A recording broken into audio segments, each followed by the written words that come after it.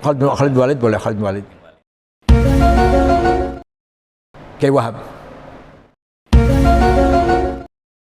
Dua-duanya. Dua-duanya ya, penting semua itu. Penting semua itu, nggak bisa salah satu, nggak bisa itu. Sorogan. Filsafat. Imam Ghazali.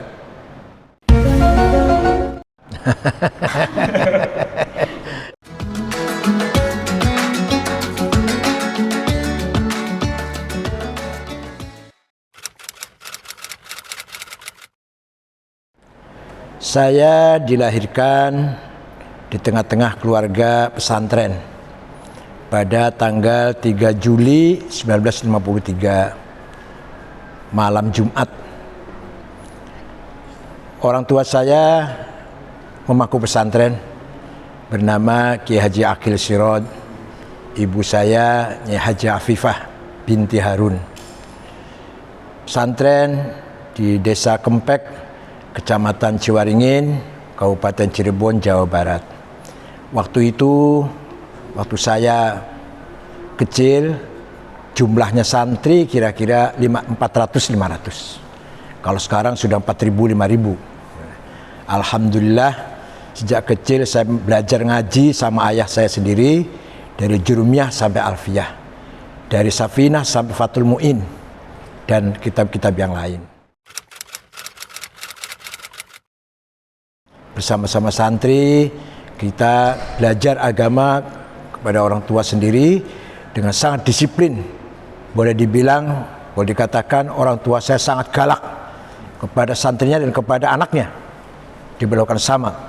Sehingga kalau tidak hafal Alfiyah bisa dikena sanksi, dicambuk dengan sorban. Saya 2 kali mengalami dicambuk dengan sorban karena tidak paham Alfiyah, beberapa bait Alfiyah. Setelah itu baru saya pesantren ke Pesantren Boyo Kediri, langsung masuk sanawiyah. Karena saya sudah hatam Alfiyah, sudah Fathul Mu'in, langsung masuk sanawiyah di Lirboyo 3 tahun, dari 68 sampai tahun 71. Dari situ kemudian saya kuliah di IAIN Yogyakarta sambil pesantren di Pesantren Al-Munawwir Krapyak, bimbingan Hadratus Syekh Almarhum Maghfurullah Ar-Ra'isul Am Kiai Haji Ali Maksum. Sekitar 3 tahun saya tidak selesai di IAIN. Kemudian tahun 80 atau tahun 79 akhir Desember saya pergi ke Makkahul Mukarramah untuk memasuki kuliah di King Abdul Aziz University. Saya kira itu singkat saja.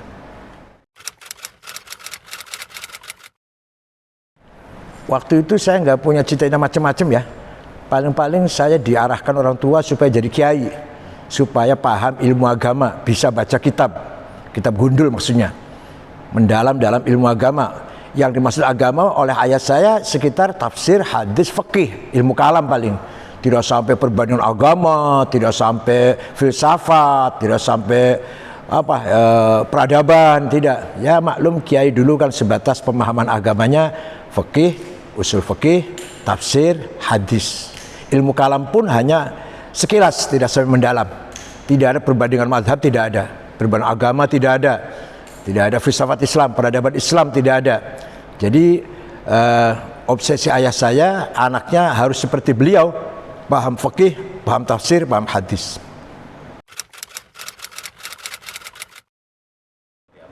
Luar biasa. Pesantren merupakan lembaga pendidikan yang sukses. Lebih sukses daripada lembaga pendidikan yang lain. Di mana di sana 24 jam santri dibimbing oleh kiainya. Seperti para sahabat Nabi, 24 jam dibimbing oleh Nabi Muhammad SAW. Di samping keilmuan juga karakter, akhlakul karimah, membangun akhlak, membangun the good karakter, the good moral di pesantren. Kita semua tahulah bahwa pesantren itu di sana gemblengan, taat, disiplin, taat pada kiai, disiplin, tertib. Itu merupakan bangunan-bangunan akhlakul karimah. Kemudian mengamalkan apa yang diajarkan, apa yang diketahuinya. Salat berjamaah dengan bacaan-bacaan tertentu, pokoknya ilmunya diamalkan, diajarkan oleh para kiainya agar santri mengamalkan ilmunya, Tidak hanya sebagai teori, tapi harus diamalkan. Itu namanya manhajut tadris. Di samping juga ada manhajut tarbiyah ar-ruhaniyah, ada bimbingan spiritual, bimbingan ruhani, riyadhah qalbiyah, latihan-latihan spiritual yang bersifat hati, yang bersifat hadas, yang bersifat intuisi. Itu diajarkan dalam pesantren, yang di luar pesantren tidak akan kita temukan. Di samping di pesantren kehidupan sangat sederhana, apa adanya, makan minum apa adanya. Mohon maaf, waktu saya di Lirboyo makan kangkung terus dengan tempe, minum air sumur, jarang sekali minum air teh, itu jarang sekali, kecuali kalau baru dapat kiriman, nah itu baru ke warung. Tapi kalau sehari-hari selalu air sumur yang kita minum. Kemudian persaudaraan yang sangat kental, sehingga alumni pesantren selalu membangun persaudaraan walaupun sudah keluar dari pesantren, sudah sama-sama jadi kiai, masih ingat dulu ketika sama-sama di pesantren. Itulah secara singkat kelebihan pesantren. Kalau boleh saya ringkas, di pesantren ada manhajut ta'lim, manhajut tadris, manhajut ta'dib, dan manhajut tarbiyah.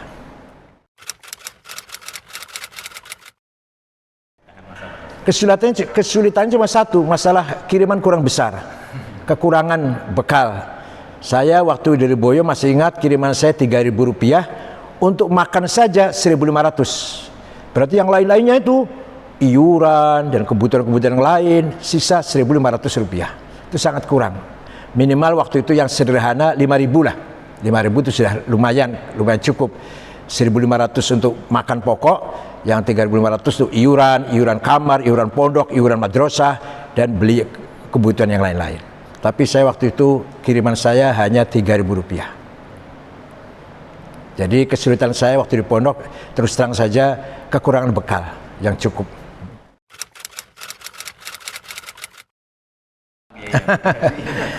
Saya kalau ada film India yang bagus pasti nonton. Itu di Kediri pasti nonton. Padahal aturannya dilarang keluar jam 9 malam. Tapi saya kalau ada film India yang baru pasti nonton. Dan sering juga saya diperingatkan oleh Ki Anwar Mansur 2 kali, Ki Abdul Aziz Mansur sekali. Untung belum sampai digundul, baru diperingatkan dengan keras karena ketahuan nonton film. Tapi nakalnya santri yang sebatas nonton film, tidak lebih dari itu. Waktu itu belum ada yang namanya narkoba, kenakalan seksual, nggak ada. Ya nakalnya saya paling nonton film, itu saja nakalnya. Itu pun karena betul-betul mencintai film, bukan karena pacaran atau apa, enggak. Betul-betul hanya ingin nonton film, itu saja. Tidak ada yang lain.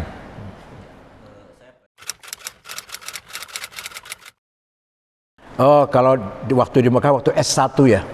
Karena saya punya istri, beasiswa 500 real itu kurang cukup. Sangat ngepas sekali.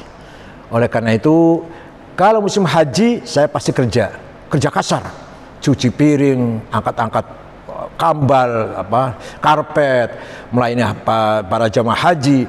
Dan kalau habis selesai kerja, pasti sakit. Kalau habis selesai musim haji, pasti jatuh sakit. Itu selama 3 tahun, seperti itu. Nah lumayan tambahan untuk beli televisi, beli kebutuhan-kebutuhan ya kulkas, itu hasil kerja musim haji. Kalau hanya mengandalkan beasiswa nggak cukup untuk beli kulkas atau beli yang kebutuhan-kebutuhan yang lain. Setelah S2, S3, nah beasiswanya sampai 1.000 real. Di samping ada uang pengganti beli buku 3.500 real. Saya belikan 1.000 masih lebih banyak. Ada lagi uang pengganti sewa rumah. 12.000, jadi sebulan 1.000. Saya sewakan rumah seharga 7.500, masih lebih. Ada lagi uang pakaian, uang ganti pakaian 1.500 1 tahun. Jadi setelah S2, S3 agak jembar, tidak perlu bekerja ya. Saya mendapatkan hal yang sangat banyak sekali ketika di luar negeri, yaitu wawasan saya menjadi terbuka ya. Jadi Islam tidak hanya fikih, tidak hanya tafsir hadis, tapi Islam adalah peradaban, Islam adalah kebudayaan, Islam adalah sejarah, Islam adalah cara berpikir, metode berpikir. Maka saya semangat sekali membaca, terutama apa saja yang saya suka saya baca, walaupun tidak ada kaitannya dengan pelajaran. Contoh tarikh, saya baca sendiri, karena saya jurusan Usuluddin, nggak ada tarikh di sana, nggak ada mata pelajaran tarikh, tapi saya baca sendiri tarikh. Begitu pula sastra, syair-syair, sastra-sastra saya baca, hafal sendiri. Bukan pelajaran, bukan. Kalau pelajaran saya kan usuluddin, perbedaan agama, filsafat Islam, ilmu kalam, dan seterusnya. Oleh karena itu saya waktu selama di sana mencari ilmu betul-betul karena senang. Bukan karena terpaksa, bukan karena ingin lulus, bukan karena hanya ujian atau hanya karena ijazah, tidak. Betul-betul saya menikmati belajar waktu di Mekah itu. Karena faktor yang lain adalah tidak ada atau sangat minim gangguan. Gangguan di sana sangat minim. Mau kemana hiburan nggak ada. Jadi cuma ada ke Masjidil Haram, baca-baca. Ya paling-paling hiburannya mendengarkan kaset lagu itu aja. Mau pergi kemana? Kecuali yang punya uang banyak pergi ke Jeddah, yang punya uang banyak jalan-jalan, belanja di pasar di Jeddah. Karena saya juga pas-pasan, jadi ya jarang sekali pergi ke Jeddah, jarang.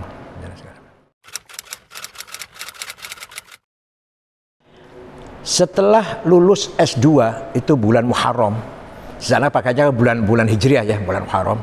Begitu malam ini lulus, besok sudah putus beasiswa. Punya anak 3. Beasiswa putus. Ujian S3 nanti di bulan Ramadan ujiannya. Jadi Muharram sampai Ramadan saya hidup tanpa beasiswa. Gitu ceritanya. Nah, oleh karena itu saya terpaksa menjadi imam masjid. Untuk penyambung hidup, ada kamar di situ dan ada honor setiap bulan 1.000 real. Alhamdulillah. Begitu saya diterima S3, saya masih menjadi imam 1 tahun lagi, kemudian saya lepas jadi imam karena fokus pada penulisan disertasi. Jadi asal mulanya untuk menyambung hidup, karena beasiswa putus, gak ada kaitan kan, sudah lulus kan gak ada kaitan dengan universitas tuh. Kecuali kalau ujian tes S3 lulus lagi, lah itu baru beasiswa muncul lagi atau lancar lagi. Kalau di Indonesia Kiai Haji Maksum, kalau Indonesia. Tapi setelah di Timur Tengah, ya semua guru-guru saya itu orang hebat-hebat. Terus terang saja, alhamdulillah ada Syekh Sulaiman, Profesor Dr. Syekh Sulaiman Dunia, itu yang mensyarahi kitab Al-Isyarat wa Tanbihat karangan Ibnu Sina. Beliau mensyarahi. Maha guru besar. Beliau pernah ngajar di Amerika, pernah ngajar di Maroko, dan beliau pernah menjadi guru besar di semua universitas di Mesir. Itu tahun terakhir, karena setelah itu beliau wafat. Sudah sepuh waktu itu. Ada lagi Syekh Profesor Dr. Abdul Aziz Ubaid, mantan dekan Usuluddin di Mesir. Begitu pula Syekh Barokat Abdul Fattah Duwaidar, juga mantan dekan di Al-Azhar, di Tonto. Kemudian Syekh Kamal Naja, ini orang yang hafal semua kitab ilmu kalam, terutama hafal-hafalan kalau ngajar itu. Nggak ada bawa kitab itu. Buat catatan nggak ada, nama Syekh Kamal Naja. Bukan doktor, Syekh saja, Kamal Naja. Ada lagi satu Profesor Dr. Utsman Abdul Mun'im, orangnya buta tapi juga mendalam sekali. Dia ngajar Al-Firaqul Islamiyah wa Ghairul Islamiyah, sekte-sekte Islam dan sekte-sekte yang keluar dari Islam. Hafal-hafalan juga ya, beliau orang buta dan kakinya cuma satu. Buta kakinya cuma satu. Itu Profesor Dr. Utsman Abdul Mun'im. Dan guru-guru yang lain seperti Dr. Barokat itu ahli tentang mantik, mengkritik mantik, bahkan memahami mantik Aristoteles dibandingkan dengan mantik yang lain. Itu sangat ahli sekali. Itu namanya Dr. Barokat Duwaidar. Intelektualitasnya yang keterbukaan. Jadi waktu itu sangat matching sekali antara Kiai Ahmad Siddiq dengan Gus Dur. Tapi saya sayang tidak mengenal, tidak pernah berjumpa dengan Kiai Ahmad Siddiq. Ya semua kitab ilmu kalam ya saya baca semua ya. Karangan Imam Asy'ari, Imam Baqillani, Imam Haramain, Imam Ghazali, saya baca semua itu. Alhamdulillah ya, alhamdulillah bukan saya sombong.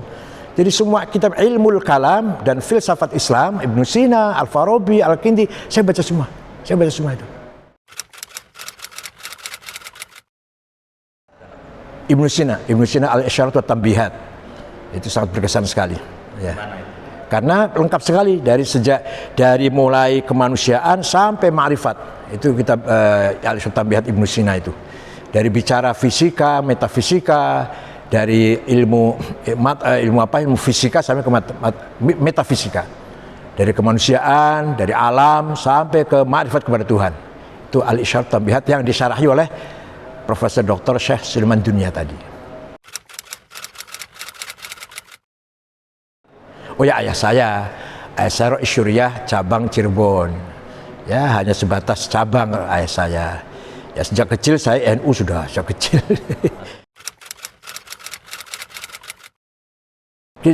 Sering diajak aktif di NU. Bahkan saya waktu harlah 40 tahun, berarti tahun berapa itu? Tahun 64 atau 65 itu. Saya sering baca Quran di setiap harlah. Waktu itu saya baca Quran enak barangkali suaranya. Qori ya, saya meniru bacaan Abdul Aziz Muslim Tegal, itu yang saya tiru itu. Abdul Aziz Tegal meniru Syekh Abdul Basit Mesir, jadi duplikat lah. Gus Dur lah guru saya, guru ilmul hal, bukan ilmul maqal ya. Bukan ngaji pada Gus Dur kita, bukan. Tapi ilmul ahwal, memahami kondisi, memahami bagaimana kita harus menyikapi kondisi, memahami bagaimana kita mengembangkan diri kita di tengah-tengah masyarakat yang global ini, atau ya, dulu istilahnya bukan global ya, yang nasional seperti ini. Kemudian ada tantangan-tantangan, itu bagaimana mengembangkan diri kita sendiri itu, menempatkan diri kita dan bagaimana menghadapi situasi, memahami dulu, kemudian bagaimana menyikapinya, itu Gus Dur yang ngajari saya. Seperti saya diberi tugas oleh Gus Dur menjadi ketua tim pencari fakta kasus dukun santet Banyuwangi. Itu luar biasa tantangannya itu, sulit dan berat. Demikian pula wakil ketua tim pencari fakta kerusuhan Mei, ketuanya Pak Marzuki Darusman. Kemudian masuk Komnas HAM. Waktu terjadi pembantaian konflik di Sambas, konflik di mana Palangkaraya itu Sampit, itu saya waktu itu sedang menjadi anggota Komnas HAM. Masa-masa yang sangat menantang itu, sangat sulit. Dan waktu itu ingat, waktu itu jadi Komnas HAM nggak ada gajinya waktu itu. Ya ada honor sekedarnya lah waktu itu ya, bukan kayak sekarang. Tim pencari fakta juga nggak ada honornya itu. Ya ada sedikit uang tiket gitu aja.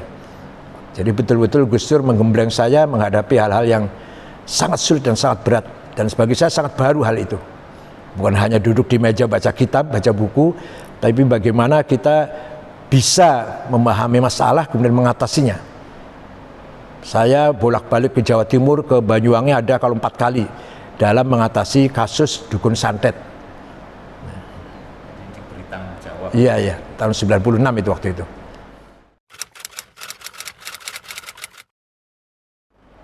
Generasi muda NU bagaimanapun, alumni manapun harus tetap berprinsip pada tawassud dan tasamuh. Moderat cara berpikir dalam berpikir apapun. Berpikir, bertindak, bersikap. Awas hati-hati, jangan sampai terlena dengan cara berpikir liberal.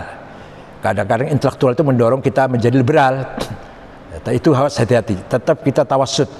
Artinya apa? Tetap kita pegang prinsip-prinsip Kutubut Turath, kitab kuning, itu prinsipnya. Soal nanti pengembangannya monggo, kita diberi kebebasan mengembangkan kitab kuning agar selalu up to date, agar selalu kontekstual. Jadi tetap kita cara berpikirnya berangkat dari ala pesantren, ala Kutubut Turath. Jangan sampai kita tertarik atau terlena dengan rayuan-rayuan liberalisasi atau sekularisasi. Sebenarnya dalam NU sendiri sudah ada tempatnya. Mereka yang sarjana itu ada ISNU kan. Tinggal ISNU-nya bagaimana diperankan dengan maksimal. Jurusan apapun sarjana NU ada tempatnya, itu ISNU. Nah saya pun insya Allah kalau saya diberi kepercayaan memimpin lagi, menjadi ketua umum lagi, saya akan rekrut jajaran PBNU yang muda-muda, yang cerdas-cerdas, yang masih energik, insya Allah. Sebenarnya umat Islam Indonesia lebih baik daripada negara-negara lain. Kita di sini diberi kebebasan menjalankan agama Islam sebebas-bebasnya. Hidup di negara Pancasila, hidup di negara yang bukan negara agama. Tapi semua pemeluk agama terutama Islam diberi kebebasan mengamalkan ajaran agamanya sebebas-bebasnya. Bagaimana kalau kita bayangkan hidup di Irak misalkan, Suriah misalkan, yang tidak ada kebebasan sama sekali, perang saudara berkelanjutan. Bagaimana mau maju cara berpikir di Afghanistan, bagaimana mau maju di Sudan, bagaimana mau maju hatta di negara-negara yang lain yang masih dalam kategori negara Islam, itu tidak seperti di Indonesia. Kita di sini diberi kebebasan berpikir sebebas-bebas. Soal pro kontra pasti ada, tapi itulah Indonesia. Ada macam orang kayak Pak Nurholis Majid almarhum, ada kayak orang seperti Gus Dur, Coba itu kan dilahirkan dari suasana yang bebas, bukan suasana yang mencekam. Soal pro kontra, ada yang pro Gus Dur, ada yang kontra Gus Dur, itu biasa itu sih. Melahirkan para intelektual yang luar biasa. Yaitu kewajiban NU terutama mendorong pendidikan dalam nasional ini. Bagaimana kita mampu menghadapi era globalisasi dengan tetap kita mempunyai prinsip yang tidak luntur, tapi kita tidak ketinggalan menghadapi tantangan zaman ini. Itulah memang berat, memang itu berat. Tapi bagaimanapun harus kita hadapi. Jadi pesantren kita dorong agar lebih maju, lebih terbuka, lebih memberi ruang pada anak-anak santri yang intrak, yang cerdas. Biarkan mereka berpikir bebas, tapi tetap di bawah pengawasan kiai, supaya tidak liberal. Itu yang saya inginkan, seperti itu. Pesantren seperti, mohon maaf, saya contoh misalkan seperti Lirboyo, Sidogiri, biarkan yang santri-santri yang sudah senior diberi kebebasan berpikir. Coba seperti apa? Melalui diskusi, seminar, ya kajian-kajian. Nanti seperti apa, tinggal kiai mengawasi atau mengendalikan. Itu yang saya inginkan. Insya Allah kalau demikian akan keluar dari pesantren jago-jago, intelektual yang keren, yang tanggap menghadapi situasi dan menjawab tantangan dunia sekarang ini.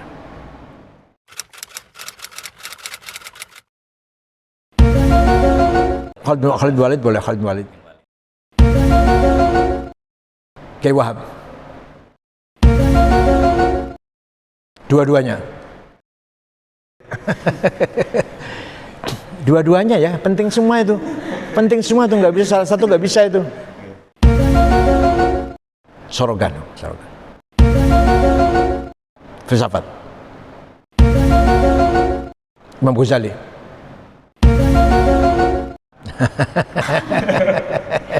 Dua-duanya.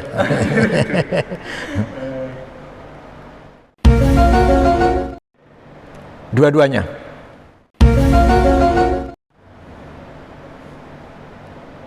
Sepak bola. Terima kasih Pak Kiai atas waktunya.